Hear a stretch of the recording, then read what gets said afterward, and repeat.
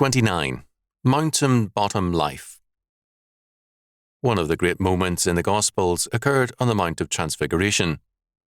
In the presence of Peter, James, and John, our Lord was transfigured, so that even his raiment became shining. Mark 9, 1-5. Furthermore, Moses and Elijah appeared to talk with Jesus as the great representatives of the law and the prophets. They came to be with the greatest prophet and lawgiver. The reaction of Peter was a natural one. He wanted to build some kind of memorial or monument to the event and to stay there. To remain with our mountaintop experiences, with the high points of our life, is a temptation for all of us.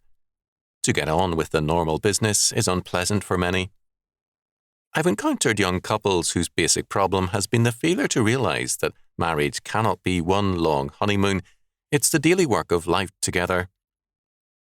Paul had a similar problem with the church in Thessalonica.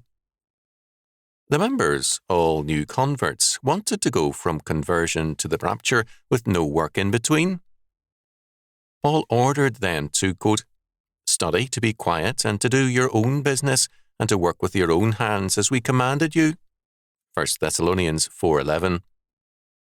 In other words, the main concern of the Christian is the responsibility of faithfulness in everyday living, duties and problems.